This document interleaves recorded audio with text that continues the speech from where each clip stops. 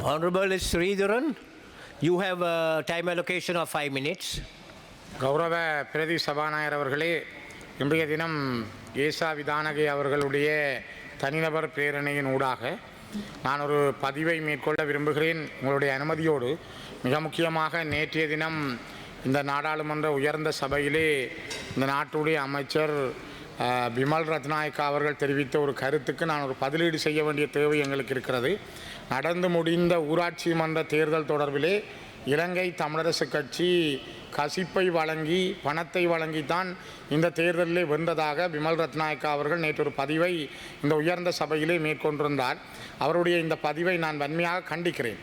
அவர் அந்த பதிவை மீளப்பெற வேண்டும். உண்மையாக ஒரு நியாயமான ஜனநாயகவாதியாக இருந்தால் அவர் அரசியல் ரீதியாக காழ்ப்புணர்ச்சியற்ற இனவாதமற்ற ஒரு அரசியலை இந்த நாட்டிலே அவர் செய்ய விரும்புகிறார் என்றால், இனங்களை மதிக்கிறார் என்றால் தன்னுடைய அந்த கருத்தை அவர் மீளப்பெற வேண்டும் என்பதை நான் இந்த இடத்திலே பதிவு செய்கிறேன். மிக முக்கியமாக 1940களில் கௌரவ பிரதி சபாநாயகர்களே உங்களுக்கு தெரியும், தமிழர்களுடைய தேசிய தந்தை செல்வநாயகம் அவர்களால் உருவாக்கப்பட்டு 2004ஆம் ஆண்டுகளில் மீண்டும் 27 வருடங்கள் கிடப்பில் இருந்த இலங்கை தமிழரசு கட்சியை தமிழர்களின் தேசிய தலைவர் பிரபாகரன் அவர்கள் வெளியிலே கொண்டு வந்து ஒரு அடையாளமாக தரப்பட்ட கட்சி.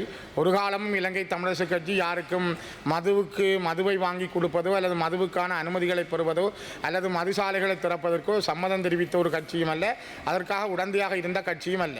அதேபோல நாங்கள் பணம் வழங்கி ஒரு காலமும் வாக்கு பெற்றவர்கள் அல்ல. ஒரு தேசிய இனத்தினுடைய தமிழ் தேசிய இனத்தினுடைய அடையாளத்தை, அவர்களுடைய இருப்பை, அவர்கள் இந்த மண்ணிலே வாழ வேண்டியதற்கான வாழ்க்கை முறையை இழந்து போன இறமையை மீட்பதற்காக போராடுகின்ற ஒரு தனித்துவமான இனத்தினுடைய ஒரு விடுதலை இயக்கம்தான் இலங்கை தமிழரசு கட்சி.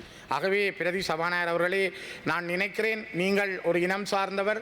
இந்த நாட்டிலே Honorable Sridharan, could you make your speech with regard to the private members motion, please, with regard to the topic at hand? கவனத்திலே கொண்டு தயவு செய்து இந்த விடயங்கள் சரியான முறையில் இனங்களுக்கு இடையிலான ஒற்றுமைகள் கவனிக்கப்பட வேண்டும், அணுகப்பட வேண்டும் என்பதை நான் மீண்டும் பதிவு செய்கிறேன். பொறுப்போடு எங்களுடைய கட்சி சார்பாக, எங்களுடைய கட்சி அப்படியான கசிப்போ பணமோ வழங்குகின்ற கட்சி அல்ல என்பதை மீண்டும் பதிவு செய்கின்றேன்.